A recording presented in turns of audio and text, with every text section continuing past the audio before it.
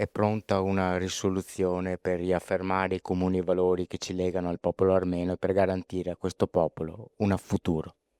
Sì, è una risoluzione che si occupa anche di altri aspetti come quello culturale, del patrimonio artistico, religioso in Nagorno-Karabakh, che non venga distrutta, che non venga distrutta la memoria di radici così profonde, ultra centenarie, millenarie, e si vuole riaffermare i sentimenti di comune amicizia tra Armenia e Veneto, anche alla luce delle tante testimonianze che abbiamo avuto oggi di persone che a seguito della diaspora armena hanno trovato in Veneto una società aperta, plurale, capace di accoglierli e di farli esprimere nel modo migliore. Non posso che farle concludere con Armenia, quale futuro, che è il titolo della conferenza istituzionale di oggi. Sì, un titolo ambizioso rispetto al quale trovare una risposta certa non è così semplice in poche ore, ma il nostro sforzo è stato quello di leggere gli eventi della storia a partire dal genocidio e poi questa, diciamo, coda del Nagorno-Karabakh alla luce non del mero ricordo ripiegato su se stesso, ma per capire cosa può portare nel futuro. Sono stati molti messaggi di luce, di speranza, di pace e di giustizia che in questo convegno sono stati lanciati, quindi rileggere quei tragici eventi per creare futuri uomini di pace e di giustizia. Come ho ribadito nel mio intervento, nel 2025 con la partecipazione e mediazione di Donald Trump, l'Armenia e l'Azerbaigian hanno sottoscritto un accordo di pace e questo sta portando nella direzione di pace e della prospettiva. Caucaso meridionale sta diventando un ponte importante, un ponte fra l'Europa e l'Asia e nonostante oggi noi stiamo ricordando il genocidio del popolo armeno, però il futuro è proprio questo, che l'Armenia sta rientrando a pieno titolo nella comunità internazionale. Ma il futuro ognuno si costruisce lui stesso. Io ovviamente non sarei tanto preoccupato perché nel popolo armeno ci sono degli istinti congeniti che vengono da millenni.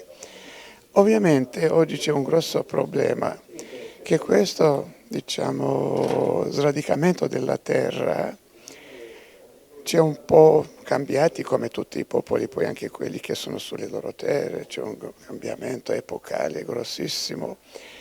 Però nonostante ciò io penso che ci sono certe tradizioni armene che andrebbero mantenute. Quali? Se Ecco, vuole ricordarne per qualcuno. esempio, quando si forma una comunità armena, la prima cosa che si fa, si costruisce una chiesa e una scuola. E questo ovviamente è qualcosa che anche in Armenia dovrebbe valere, pur essendo una realtà statuale, però ovviamente c'è stata la grande parentesi sovietica che ha recato, devo dire, un grandissimo balzo culturale. Questo veramente, questo bisogna riconoscere, però dal punto di vista religioso siamo molto scarsi e questo è il compito della Chiesa. E la famiglia pure, perché questo poi non è una questione solo degli armeni. Oggi, tra le mie conoscenze, la maggior parte delle coppie del mio piccolo sono già separate. La famiglia è in profondissima crisi e quindi questo penso che sia un problema generale, universale, anche, insomma, anche il Santo Padre, i papi ne hanno parlato tanto, però c'è una forza quasi irresistibile che va avanti, più forte di noi, forse la storia. E quindi su Qual è questa forza? questa forza penso che siano anche i cambiamenti radicali tecnologici che hanno cambiato il modo di vivere. Il modo di vivere cambia il modo di pensare.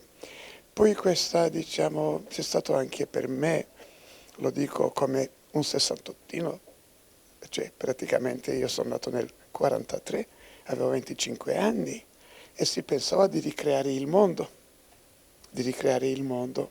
Non è stato così. Si può discutere, però c'è stata qualche rottura. E questa rottura, se per certi versi era anche, insomma, auspicabile, per altri versi non tanto. E quindi penso che occorra oggi fare una riflessione seria. Ho l'impressione che questa riflessione sia già in qualche modo cominciata un po' dappertutto. E così queste cose ovviamente poi è un po' la provvidenza, perché noi armeni, questo discorso del Karabakh mi preoccupa molto, perché io non sono un territorialista.